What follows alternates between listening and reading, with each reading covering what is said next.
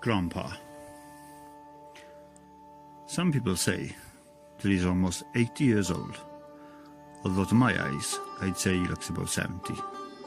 Maybe 72 at a push. He certainly moves like someone younger than 80, very lithe and supple, not creaking at the joints or as stiff as a board. After all, age is just a number, and a person is only as old as they feel, as long as they feel young, and that spring in the step can be held onto for a little longer. The sides and the back of his white hair have been neatly trimmed to a short length, while the top has been carefully combed to a side parting. An equally white goatee beard is also clipped short and completes his distinguished look. The nostrils and ears are free from the guilty, fuzzy hairs that arrive on most men of a certain age, and the deep brown eyes remain sharp and clear. They hint at a hidden edge that takes no prisoners. It is almost 7:30 a.m, which means that breakfast will soon be ready. He poaches the perfect eggs, and the toast is never burnt. Ever. I usually allow coffee to go cool and then gulp it down greedily, but I sip the old man's so as to enjoy, to savour each exquisite mouthful as it waltzes along the taste buds to my gullet. I do not force him to cook for me, and in fact, I did not even ask for any food. And not just today, but any day since we arrived here 2 weeks ago. He likes to be busy and loves to cook, and in turn, as long as the food is delicious, I will continue to devour what he serves up each day.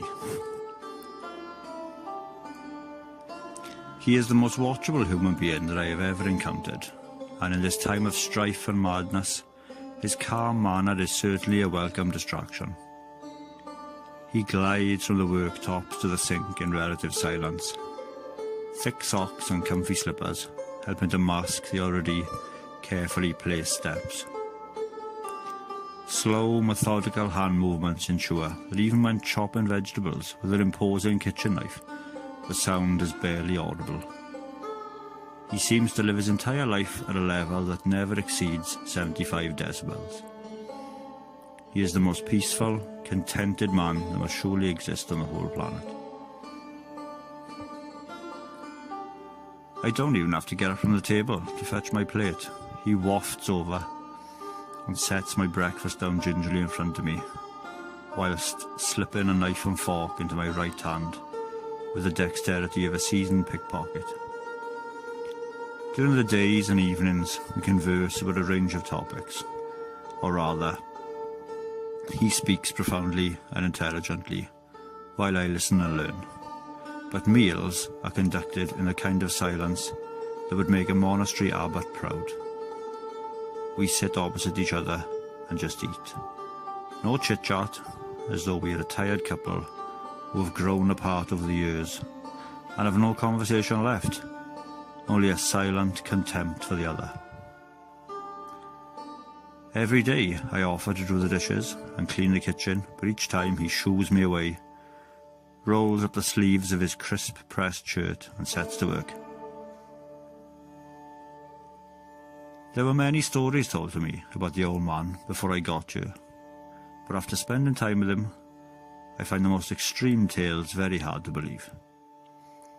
They say he embezzled hundreds of millions of dollars over the course of his quarter of a century in office, but I cannot imagine what he would want all that money for.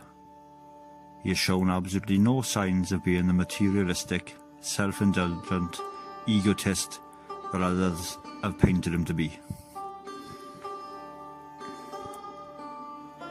Many people call to this modest residence on a daily basis.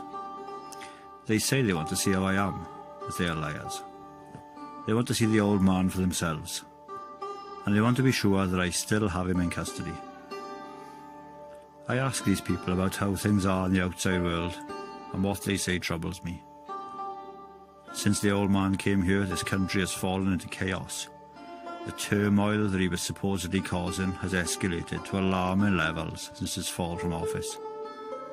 The power vacuum has sucked a multitude of unscrupulous characters and their private armies out from under their respective stones, and all are fighting amongst themselves for a shot at the highest office in the land. During the brief time we have spent together, I have longed to ask him about the rumours that I have heard. I want to look in his eyes when I mention the years of corruption, the totalitarian system of governance he'd implemented, and of course, the slaughter that he sanctioned when the Civil War began. The press did not offer any criticism when he was still in power. That precarious task was left to the bloggers to utilise the many unregulated forms of social media. But how reliable are those stories really? After people power ousted the tyrannical president from office, the newspapers and the television let rip with impunity, trashing the old man's reputation daily. I cannot link these horrific tales of barbarism to the sweet old man who makes me breakfast each day. He should be a wreck. He should be a terrified mess of a man, considering the barbaric things that some people in this country are demanding as a fate for Grandpa. If he is at all frightened, then he hides it well. He should have been an actor. If his wife, children and grandchildren were still in the country, I think he would be afraid for them, for their safety. But knowing that they are safe on foreign soil brings him all the comfort he requires. I think he knows that very soon his time will be up. I just hope they make it quick for him. He deserves that. An instant, dignified end is what should happen. All that matters to the revolution is that he dies to atone for his crimes. Prolonging his suffering or humiliating him does not make him pay anymore. He's not my real grandpa, of course, but there was a time, many years ago, when he swept the power, that he was grandpa to us all. I was only a child, but even then I could see it. Every time he appeared on the television, people stopped to soak up every word, gazing at the screens with genuine love in their eyes. Tears, actual tears, dripped from the eyes of the toughest of men when he deposed the last dictator and saved us. Even my own father cried. He didn't cry the day I was born, but on seeing the new saviour of our country, he broke down and wept. Many amongst the revolutionaries volunteered to keep watch over Grandpa, clambering over each other to get themselves in the frame. I was chosen precisely because I am not a desperate volunteer, not some glory-hunting wannabe who would probably have killed the old man one night and made up a story about him trying to escape. He has been no threat to me at all, and unless he is lulling me into a false sense of security, which I don't think he is, I don't think he will ever be a threat to me. My reliable old AK is at my side, and has been since the brief civil war which ousted Grandpa. But not once have I had to brandish it in his dignified direction. Mostly, I am here to keep Grandpa safe from the angry civilians that turn up here with retribution on their minds. We get at least one visit per day, mostly families who've lost a father or an elder son. I feel their pain as I saw the war in all its cruel ugliness, but I have a job to do, and I must keep him safe until the time is right. I hate having to chase off these grieving wrecks with my rifle in hand, but I have no other choice. I am becoming too comfortable here, and I'm enjoying his company too much. When the time comes to hand him over, I know that my mind will be filled with conflict. The days and nights passed, and our enforced double occupancy brought the two of us together, allowing us to converse about what had brought us to this particular place at this time. My confidence grew enough to ask about the past, about the alleged abuse of power and the war crimes. He took the questions in his stride and seemed unfazed at the frankness of my inquiries. The answers he gave were hard to argue with, and made a lot of sense, and forced me to see things from the other side of the table. A different perspective that did not show us as the patriotic heroes we imagined ourselves to be. In his eyes, we were the war criminals, and I have to admit that there were certain elements of the rebels that were far from in line with the Geneva Convention. Atrocities were committed by both sides, and to be fair, what sort of leader would Grandpa have been if he hadn't tried to defend his supporters and his family? His family is staying with relatives and not in the mansion he has built with embezzled funds, a place that does not exist except in the pages of the tabloid press. The millions that have allegedly been wired to foreign accounts does not exist, or so he says. He is hard to call a liar, such is the sincerity in his words and voice. The reports on the television are becoming increasingly alarming. Apparently, the old man still has a fervent and willing following who've taken up arms to fight the many factions that are vying for control in his country. I'd imagine that he'd be overjoyed that his supporters are rising up, but the reports brought only sorrow to his aging mind and body. Before bed, I heard him praying for an end to the violence, before sobbing himself to sleep. Whether he has always been a sympathetic soul, I cannot be sure. He may have been the evil despot the media claims in the past, but has now mellowed with age, but I doubt it. Nobody changes that much, even over many decades. The fighting escalated and the casualties mounted day by day, and videos were released calling for the release and reinstatement of Grandpa to the highest office in the land.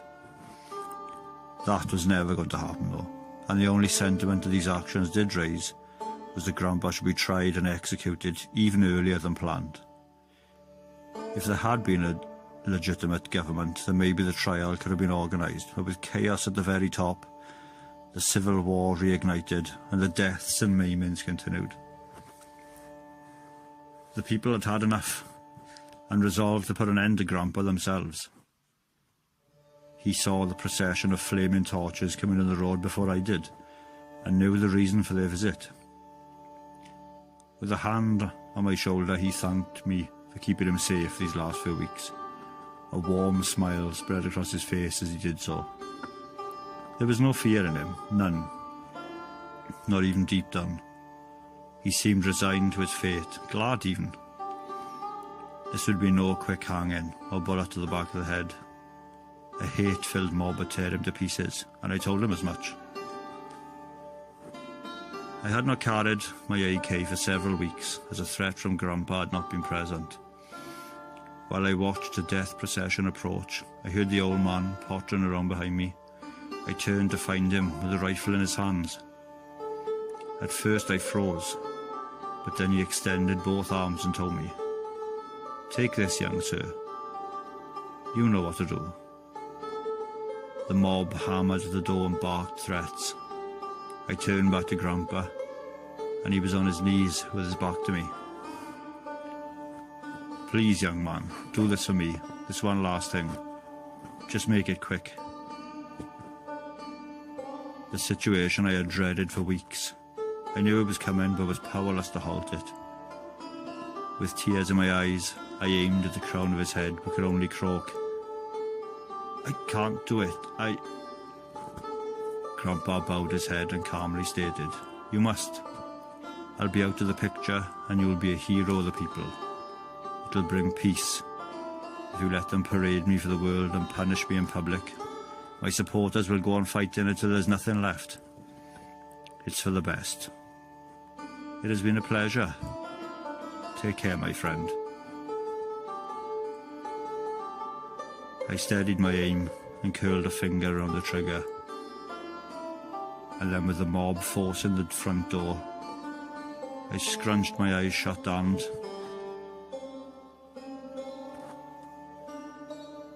the end.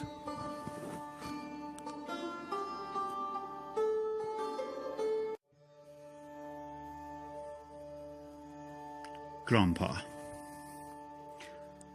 Some people say that he's almost 80 years old, although to my eyes, I'd say he looks about 70.